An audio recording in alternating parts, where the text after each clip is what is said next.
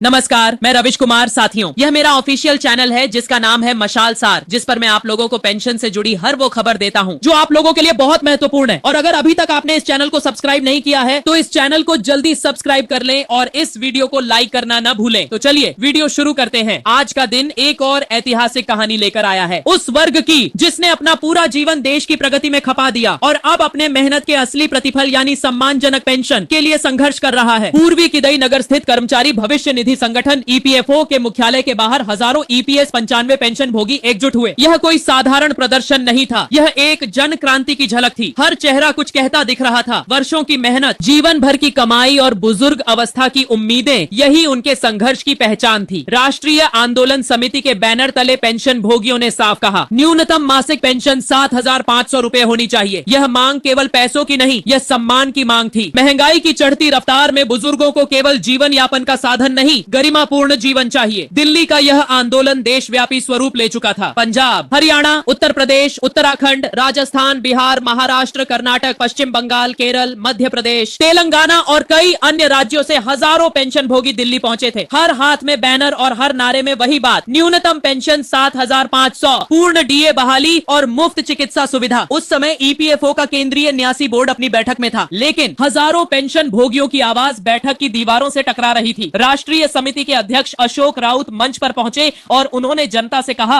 सर्वोच्च न्यायालय ने फैसला दिया है, फिर भी न्याय अब तक अधूरा क्यों है? उन्होंने प्रधानमंत्री से हस्तक्षेप की अपील की और चेतावनी दी कि अगर ये मांगे अनसुनी रही तो यह आंदोलन दिल्ली से राज्यों की राजधानियों तक फैलेगा। जमशेदपुर की टाटा वर्कर्स यूनियन ने भी इस आंदोलन में अहम भूमिका निभाई। उपेंद्र प्रताप सिंह समेत कई वरिष्ठ पदाधिकारियों का स्वागत किया गया, जिनके वर्षों तक इस संघर्ष को जिंदा रखा। उन्होंने याद दिलाया कि नेताजी सुभाष चंद्र बोस की प्रेरणा आज भी मजदूरों की नसों में है। पुरानी पीढ़ी का संघर्ष ही आज के आंदोलन की ताकत बना हुआ है। टाटा स्टील के पूर्व अध्यक्ष आर रवि प्रसाद द्वारा सर्वोच्च न्यायालय में दायर याचिका का उल्लेख किया गया। याचिका का निर्णय कर्मचारियों के पक्ष में आया और उच्च पेंशन व्यवस्था को नई दिशा मिली। इसी श्रृंखला में टाटा स्टील के कर्मचारियों का सम्मान समारोह भी आयोजित हुआ। दिल्ली में आंदोलन के समानांतर वित्त मंत्री निर्मला सीतारमण से पेंशन प्रतिनिधि मंडल ने मुलाकात की। उन्होंने बताया कि वर्तमान में न्यूनतम मासिक पेंशन मात्र 1,000 रूपए है, जो आज की महंगाई के युग में नाकाफी है। प्रतिनिधि मंडल ने बेहतर चिकित्सा सुविधाएं, डीए बहाली और न्यूनतम पेंशन 7,500 करने की मांग दोहराई। वित्त मंत्री ने सहानुभूति और समीक्षा का वादा दिया। अशोक राउत ने पत्रकारों से कहा, सरकार के आश्वासन अच्छा संकेत है, मगर अब निर्णय बजट में दिखना चाहिए।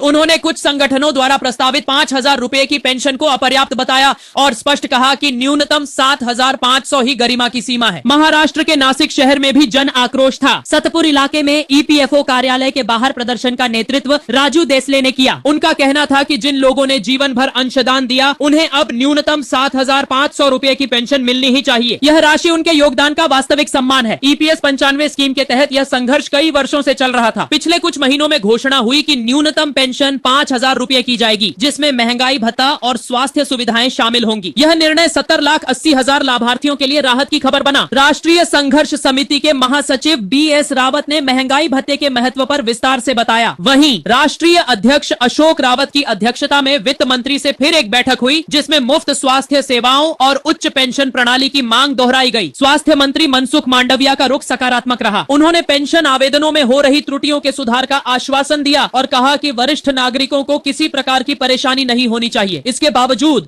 जब बजट 2025-26 में पेंशन वृद्धि की घोषणा नहीं हुई तो दिल्ली और कई राज्यों में निराशा फैल गई। 20 फरवरी की बैठक में प्रतिनिधि मंडल ने एक बार फिर अपनी मांगों को दोहराया। सरकार ने भरोसा दिलाया कि सुधार की दिशा में ठोस कदम उठाए जाएंगे। दिल्ली के प्रदर्शन का दृश्य आज भी आंखों में ताजा है। हजारों बुजुर्ग औरतें, पूर्व कर्मचारी अपने हक की उम्मीद में पूरी ताकत से नारे लगाते हुए, झंडे लहराते हुए यह संदेश दे रहे थे कि अब आवाज दबाई नहीं जाएगी। हर बैनर कह रहा था, पूर्ण डीए बहाली, मुफ्त चिकित्सा सुविधा और न्यूनतम पेंशन 7,500 हमारा अधिकार है। अशोक राउत के भाषण में सर्वोच्च न्यायालय के फैसले का उल्लेख था और उसी के साथ प्रधानमंत्री से सीधी अपील, अब और इंतजार नहीं, फैसला चाहिए। टाटा यूनियन के प्रतिनिधियों ने नेताजी सुभाष चंद्र बोस के काल से चली आ रही परंपराओं को याद दिलाया और आर रवि प्रसाद की याचिका का जिक्र हुआ। उपेंद्र प्रताप सिंह के योगदान को सराहा गया। मंच पर मौजूद सभी पदाधिकारियों ने एक सुर में कहा, यह सिर्फ आंदोलन नहीं, यह आत्मसम्मान की लड़ाई है। वित्त वित्त मंत्री से हुई मुलाकात और स्वास्थ्य मंत्री के साथ संवाद ने यह भरोसा दिलाया कि सरकार अब इस दिशा में गंभीर है, लेकिन पेंशन धारकों ने स्पष्ट कहा, हम केवल आश्वासन पर भरोसा नहीं करेंगे जब तक घोषणा साकार रूप में बजट में न दिखे। महाराष्ट्र, राजस्थान, उत्तर प्रदेश, बिहार, हरियाणा, कर्नाटक, पश्चिम बंगाल, केरल, मध्य प्रदेश, तेलंगाना और कई अन्य राज्यों से आंदोलन की लहर पहुंच चुकी थी। हर राज्य में वही नारों की गूंज थी, न्यूनतम पेंशन 7,500, पूर्ण डीए और मुफ्त चिकित्सा का हक। यह केवल पैसा नहीं, आत्मसम्मान की पुकार थी। लोगों की आंखों में उम्मीद का दीपक जल रहा था, थकान के बावजूद उनमें जोश था। इस आंदोलन ने यह दिखा दिया कि बुजुर्ग वर्ग अभी भी देश की रीढ़ है और जब वे न्याय मांगते हैं तो पूरा देश उनकी आवाज बनता है। राष्ट्रीय आंदोलन समिति लगातार बैठकें करती रही। श्रम मंत्री और वित्त मंत्री से प्रतिनिधि मंडलों की कई मुलाकातें हुई। हर बार मांगे दोहराई गईं और हर बार भरोसा दिया गया कि सुधार होंगे। मगर जब 2025-26 के बजट में कोई घोषणा नहीं हुई तो पेंशन भोगियों में निराशा साफ दिखी। फिर भी उन्होंने हार नहीं मानी। अशोक राउत ने एक बयान में कहा, यह 70 लाख से अधिक पेंशन भोगियों की लड़ाई है। यह सिर्फ हमारे लिए नहीं बल्कि आने वाली पीढ़ियों के लिए भी है। न्यूनतम पेंशन 7,500, पूर्ण डीए और मुफ्त चिकित्सा अब हमारे सम्मान का प्रतीक है। इन पर कोई समझौता नहीं होगा। टाटा यूनियन ने इस आंदोलन को ऐतिहासिक बताया। संघर्षरत वरिष्ठ सदस्यों उपेंद्र प्रताप सिंह, आर रवि प्रसाद और कई अन्य का सम्मान समारोह आयोजित हुआ। यह समारोह सिर्फ सम्मान नहीं, यह प्रेरणा का प्रतीक था। मंच से यही संदेश गया, धैर्य और एकता के बल से ही न्याय संभव है।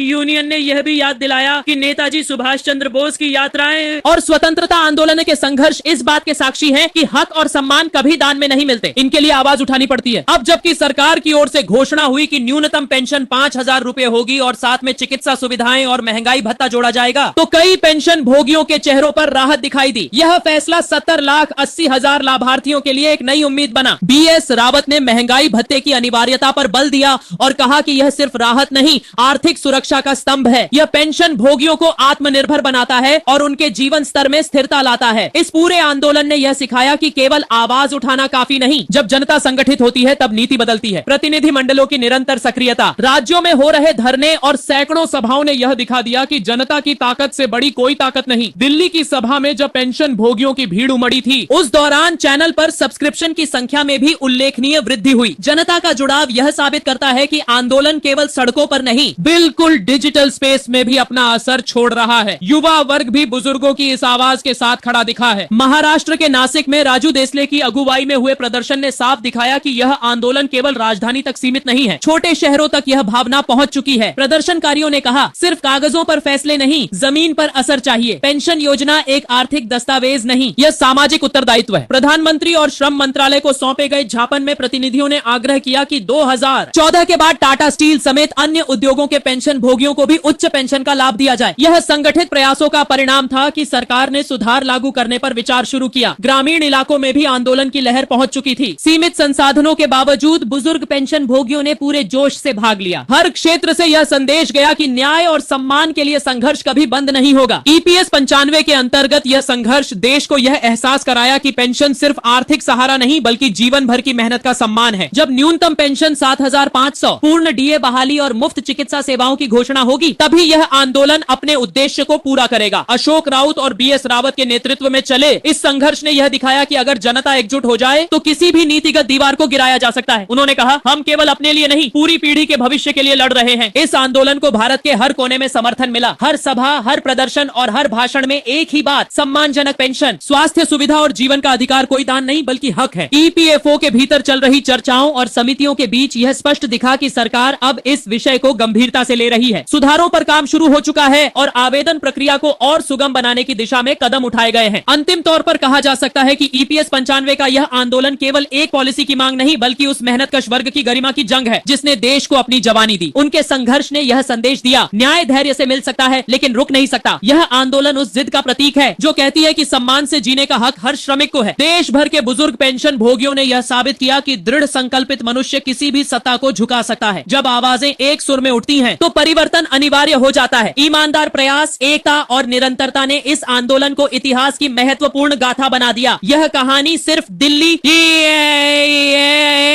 नासिक या जमशेदपुर की नहीं, यह हर उस भारतीय श्रमिक की है जिसने अपने जीवन का हर पल देश के नाम किया और अब सम्मान चाहता है।